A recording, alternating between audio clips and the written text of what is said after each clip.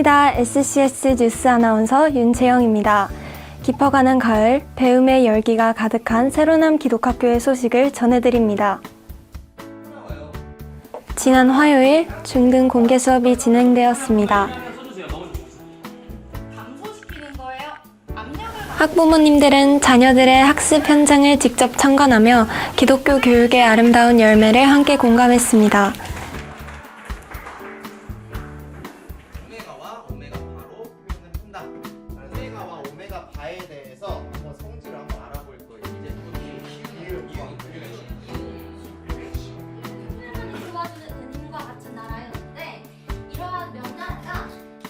가정과 학교가 하나 되어 신뢰와 협력을 더욱 깊이 하는 뜻깊은 시간이었습니다.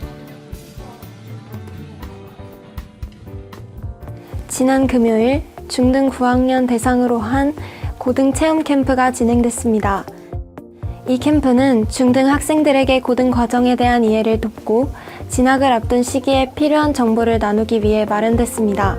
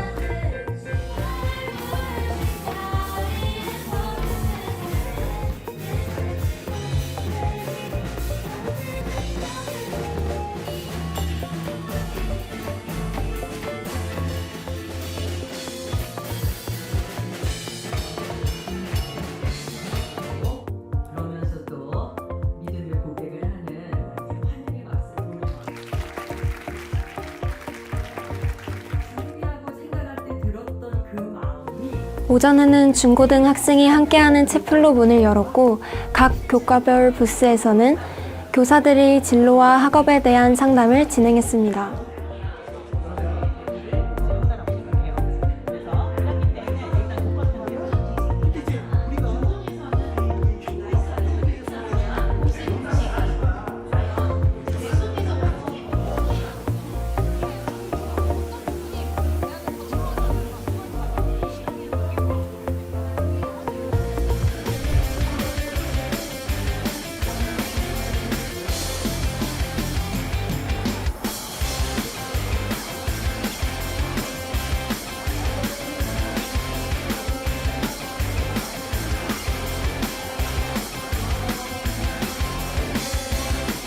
이 시간을 통해 선후배 간의 교제를 나누며 친목을 다지고 앞으로의 진로를 구체적으로 알아가는 뜻깊은 시간이었습니다.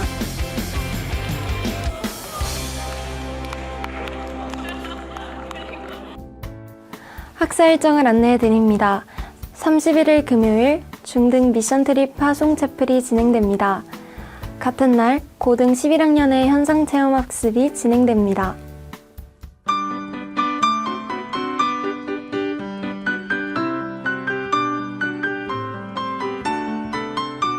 여러분 안녕하세요. 어제 10월의 마지막 주일도 하나님께 기쁘게 올려드렸지요. 지난주에 중간고사를 치른 우리 고등 그리고 초등 여러분 수고 많았습니다. 멋지게 공개 수업에 임해준 중등 여러분에게도 박수를 보냅니다. 오늘은 지난 시간에 이어서 조지 뮬러의 두 번째 이야기 들려드릴게요. 독일에서 태어난 조지 뮬러는 어린 시절 아버지의 돈을 훔치고 술도 마시고 도박도 하면서 방탕한 생활을 했지요. 또 여관의 숙박비를 내지 않고 도망가다가 붙잡혀서 감옥에 갇히는 일도 있었어요. 그런데 이후에는 목사가 되기 위해서 신학대학교에 입학도 했지요. 하지만 그것은 하나님을 사랑한 것이 아니었어요. 당시의 성직자에게 주던 안정된 수입과 사회적인 지위를 얻기 위한 모습이었죠. 그러다가 친구의 권유로 한 기도 모임에 참석하게 되었고 그곳에서 조지는 하나님을 진정으로 만나게 되었어요. 그래서 이렇게 고백했죠.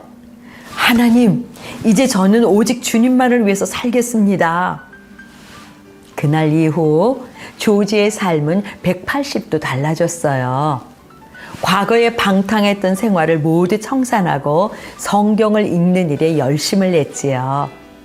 선교사가 되기로 결심하고 24살에 영국으로 건너갔어요. 영국에서 메리라는 여인을 만나 결혼도 했습니다. 하지만 조지의 마음에는 뜨겁게 타오르는 선교의 열정이 있었어요. 첫 사역은 그래도 썩 잘하지 못했죠. 조지가 병에 들기도 하고 건강이 약해졌거든요. 그러다가 1832년 그는 영국의 항구 도시 브리스톨에 정착하게 되었어요. 그곳에서 성경 지식 연구소를 만들어서 누구나 성경을 배울 수 있도록 도왔고 영국 전역에 성경을 배포하는 일을 했어요. 뿐만 아니라 선교사님들을 후원하는 사역도 열심히 감당했지요.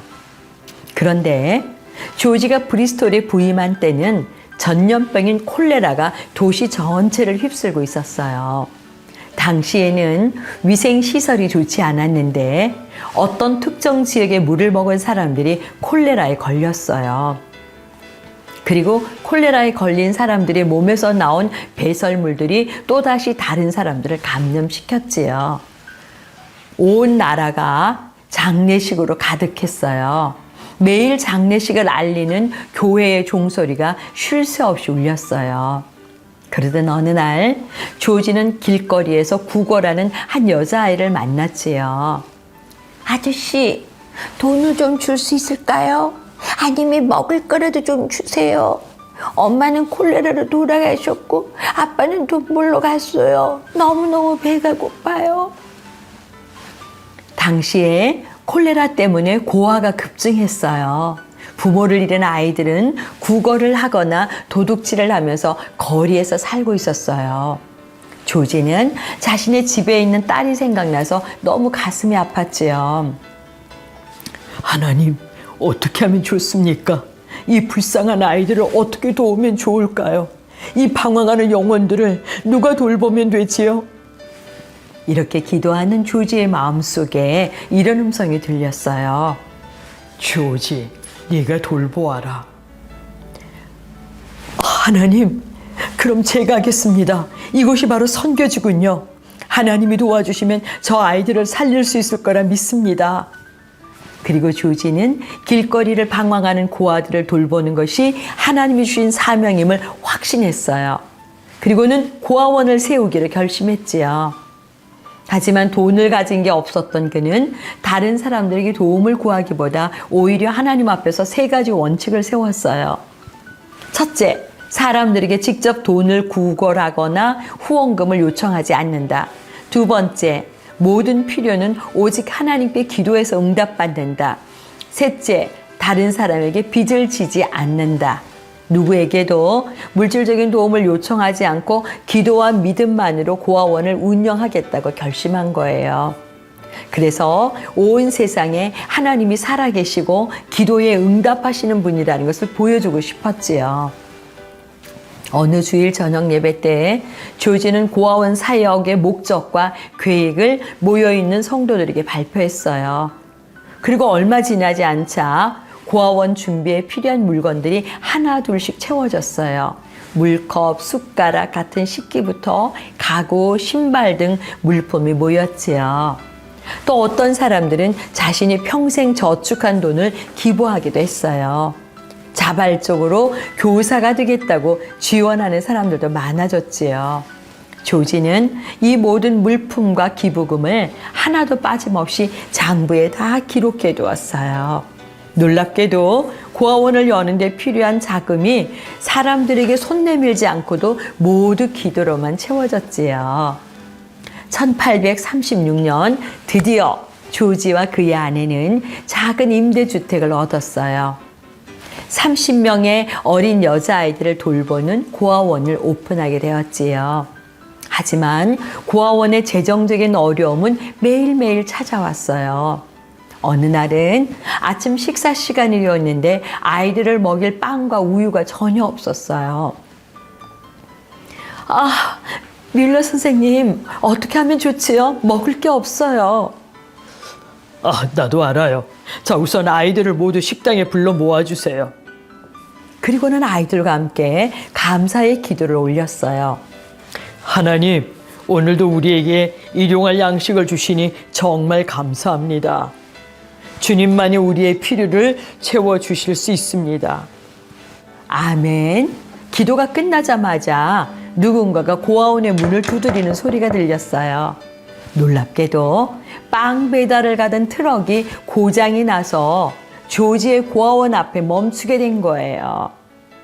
빵을 배달할 수 없게 된 운전자는 급하게 고아원 문을 두드리고 빵을 고아원에 기부하고 싶다고 말한 거예요.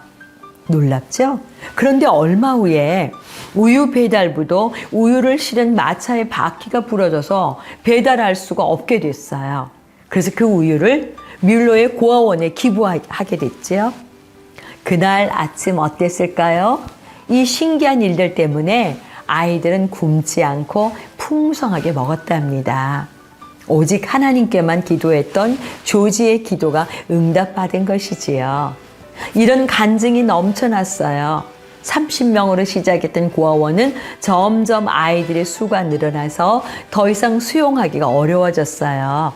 과연 조지의 고아원은 어떻게 될까요? 다음 시간에 이어서 들려드릴게요. 이번 주에 5학년 수학여행과 현장 체험학습 안전하고 즐겁게 다녀오세요. 여러분 사랑해요. 배움과 만남을 통해 함께 성장해가는 학생들이 되길 바랍니다. 사랑합니다.